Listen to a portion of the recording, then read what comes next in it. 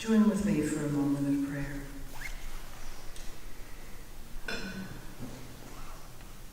Spirit of all creation, holy ones, I pray that in these few moments, the movements of our mind and the movements of our hearts might take us to that one harbor where only you know we are longing to be.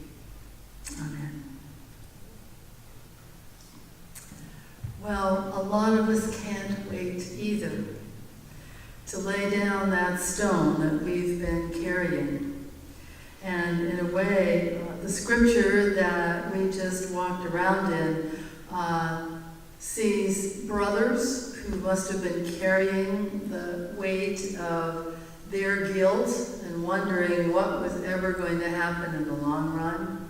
The father was carrying the weight of his grief at the division amongst his sons. How many of us carry that on our hearts? And Joseph was carrying his own weight of the separation from a father that was a beloved parent for him. And it's hard to tell what his feelings actually might have been towards the brothers that have shown up on his doorstep.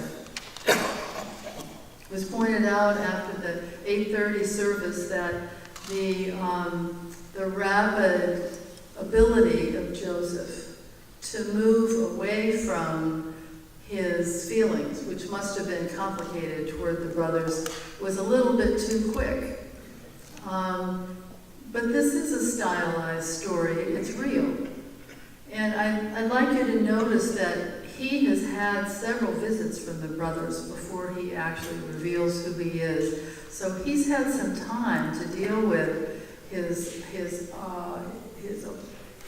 surprise, maybe his anger, his fear of whether they still might have some power over him, his desire to get back at them. Is he going to imprison them or punish them? Is he going to deny them food? Many of those things may well have gone through his mind and his heart. But he had time for that to happen, and he's had time to do what these days we might call to do some of his own personal work. He had messed up several times, and he somehow developed a deep relationship with God, and so he had matured spiritually by the time this encounter occurred. And according to the story, he was able to forgive, even if he might not have been able to forget. Oh, I have to return to what I've written for today, because it's along those lines. It is, actually. Last week, we looked at being called to move beyond our fears and our limitations, to risk answering our call, to just even imagine stepping into it, whether it's to a quieter life or an active challenge. And even though we might think it'll be too much or too risky or too hard, or maybe do us in, as we're told by the Christian poet Jesus may have imagined, I was inviting us to step beyond that fear. And yes, we can even be afraid of a quieter life, when all the demons that we've kept at bay with busyness just might show up. This week, we see how being called can lead us to the narrow gate of surrender, where we can't get through to follow our path without laying down some old baggage. Judgments, assumptions, attachments that we think keep us safe. If in fact at one time they did, and sometimes those armatures and those fences were necessary, but then our life experience continues to grow and we outgrow those ways of protecting ourselves, but they're still hanging around. They're constricting our heart when it wants to burst out of its straitjacket. Our grudges, our unspent grief, that's a big one. Unrequited love, that's a hidden one. Our shame at certain mistakes, our locked doors, and they keep us separated from others as our own border wall. I'd like you to think about, what is your wall made out of? Don't look at it judging yourself or being embarrassed by it. We all have walls that have protected us. But what's it made out of, and how high is it? Are there any openings? Just one? Several? What do the openings look like? And when did the wall get built? Was there one major event, or was there a series of betrayals, disappointments, woundings? And what would it take to start to dismantle that wall as we're standing at the narrow gate where we can't take the wall with us? Because if we're called forward, it's, as you may know by now, I'm saying anyway, it's to become more whole, to, yes, do good, to help out, to build something that's more just, but in the process, it's not a call unless we are asked to shed what is extraneous, what gets in the way, and develop and bloom that which has been unspent. Our call to worship this morning by Denise Levertov reminds us that our brother Jesus may have suffered through his own surrendering at the narrow gate. He probably knew what wanting to let the whole thing go was like. To renege. I love that word, renege. It sort of onomatopoeia says what the action would be. To turn away, to take his baggage with him and get out of there. After all, Jesus was a misfit in his times. He was made fun of, he was bullied, he was pointed at as weird, he was different, he was other. I mean, at 12 years old, he was at the synagogue getting teachings from the rabbis. What were the other kids doing?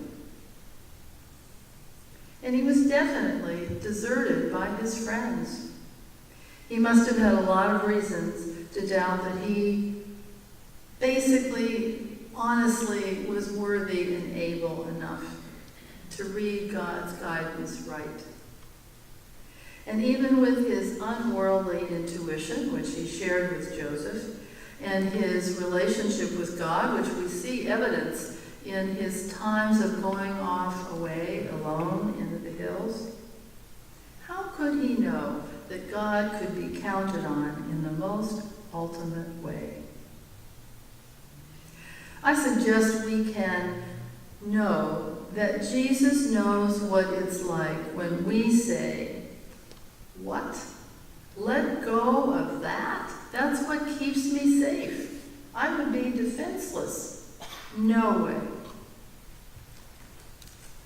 Now, whether you are on the Christian path or not, I'm saying, here's someone, a wisdom figure, that really knows what it's like for you and I. The passage from Luke, which Lorna read, reminds us of the nature of the territory that we're heading toward if we go through that gate, to a place where conventional values, useful as they were in learning how to function and be active and effective in the world, if we go through that gate, they're turned upside down, where down is up and left is right and in is out. We are headed, as Houston Smith relates in the chapter on Hinduism in his book, The World's Religions. It's a delicious book, by the way. We're headed, according to Hinduism, into the forest, where we are reformed. We can't take our furniture, we can't take our car. We are reformed in order to emerge back into our communities as a more potent presence, freer of our hang-ups and our limitations, and freer to be who we are and what is needed, freer to love. the story of Joseph and his brothers. Isn't it something that this comes up, as I said before, when we get to see the story and the movements of the heart and the spirit told through music and dance. When his brothers, since I said some of this before, let me just find out where I went racing ahead.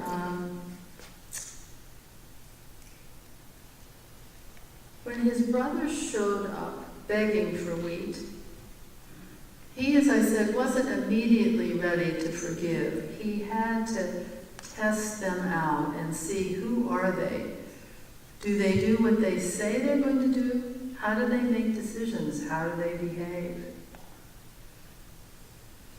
When have you been in Joseph's shoes? When have you had the power to wield the harpoon in your own hands?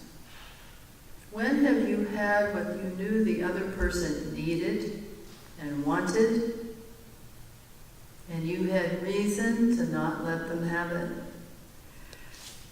Assuming that you are responding to a call, what might you ask of God at that moment? What would your prayer be? Oh Lord, help me to what? Oh Lord, I pray that I what? Oh dear Lord, this is a difficult situation. Show me what to say. Show me what to do, or show me not to do anything. Joseph takes the time to test out the people that he, in some ways, is ready to forgive, as we all should, to test whether his former enemies can be trusted enough. And please notice I say enough. I don't say trusted to do all things, trusted in all ways, because when we are entering that land of negotiation, it's very important to remember that harm has been done. Who could blame him for sending them packing, or shaming or punishing them? But he doesn't. And somehow those feelings and those attitudes are lifted from him. Is it God's action in his heart? Is it Joseph's willingness, his prayer, asking for that? Is this the miracle of surrender?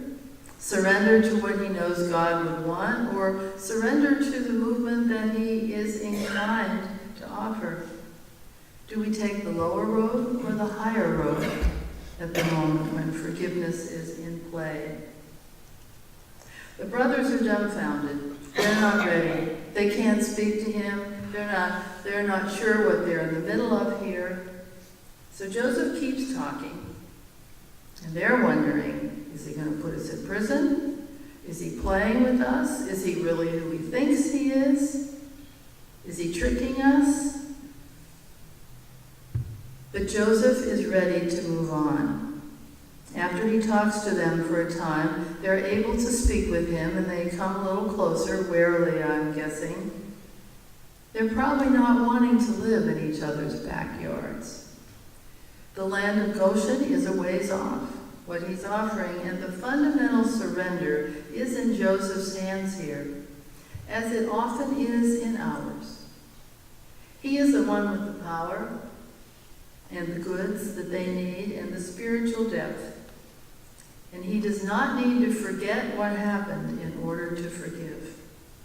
Someone mentioned at the service this morning that they often wait to forgive until they think there's a good chance of getting the outcome they think they deserve.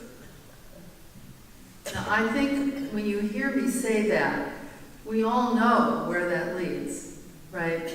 It doesn't go anywhere. Or it goes onto a wheel that just keeps going round and round that discourages us even more and wears us down. He happens to take the high road, as I said. And according to the scripture, The family does move to the land of Goshen. And if it's as it appears to be, Joseph, for his surrender, is given a gift to his heart. He's given a relationship with his beloved father again, whom he can visit and who can visit him. He's given any kind of misgivings that he has of ever running into the brothers. You know what that's like? There's bad juju, and you just kind of hope you don't run into that person so you don't have to deal with it. That's lifted from him, and his heart is rewarded. There's a wonderful book about forgiveness by the Lynn family titled Don't Forgive Too Soon, Extending the Hands That Heal. They make visible what's often overlooked, that forgiving can happen when both parties stand on common ground but are not ready for a full reunion. They use the image of the outstretched hand. I always want outstretched hand and the raised hand. The hand held out shows an open heart. I have emptied my heart of any grudges or desires for punishment or judgments of you. My heart is empty and open for love to move through. At the same time, I'm saying, wait. Let's wait to get to know each other. Let's wait to spend time together. Let's wait to see where your boundaries are and where mine are. Let's wait to see how much we've each grown. Let's wait to see how much we've each learned and how close it is that we're meant to be now. It's very important to know the difference between these two. Remember, Joseph offered land in Goshen, not under his own roof. I'd like to close with thoughts from a book called So Far From Home, Lost and Found in Our Brave New World by Margaret Wheatley. She's pioneered what at the time was a whole new concept of leadership, which is very collaborative and organic. I think she's brilliant, and you'll hear it more from this book in March. And I read this in part as a way of preparing us to look later at how is it that we need to live and anchor and grow ourselves and grow spiritually, because we don't do it ourselves, so that we can both withstand and be a beacon in the kind of times that we are living in. Margaret has this to say. I want to encourage us to claim a role for ourselves as warriors for the human spirit. People brave enough to refrain from adding to the fear and aggression with the aggression of this time.